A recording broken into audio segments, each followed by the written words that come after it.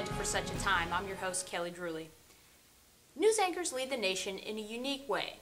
They lend their voices to narrate the daily history of our world. If you think of some of the great ones in the past, you might think of names like Chronicle, Brokaw, or Peter Jennings. But as we step further into the new millennium, Americans are tuning in to a new kind of news anchor, Jon Stewart. He's more of a hybrid performer than a true journalist.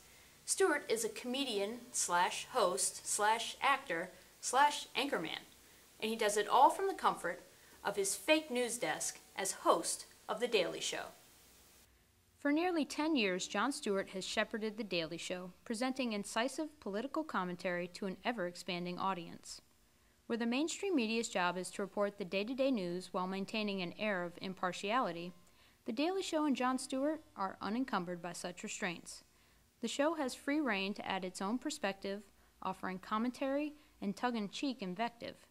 It doesn't matter whether the target is to the right or left on the political spectrum. If an important figure is caught in hypocrisy or saying something foolish, it's a safe bet Stewart and company will be there to point it out to an international audience. You may have heard Barack Obama will be the first black president of the United States of America.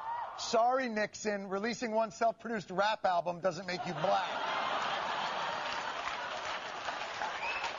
I'm not a crook, yo! I'm not a crook, yo! All right.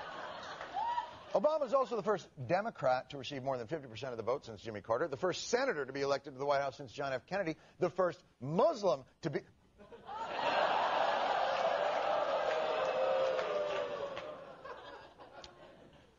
I've said too much.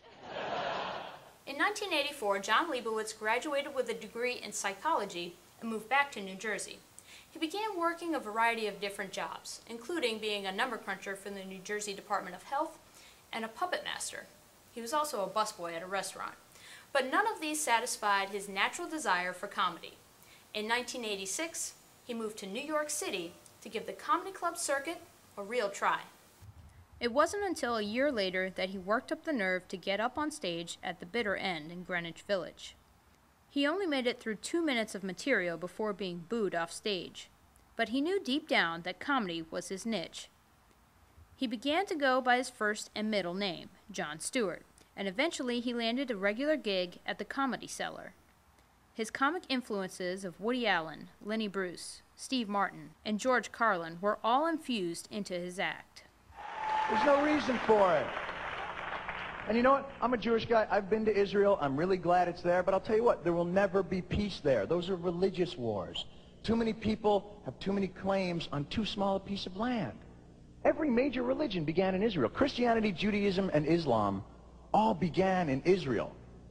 All began in Jerusalem. All began within like a 2-block radius of each other. Jesus, Mohammed, and Moses all went to the same high school. There will never be peace.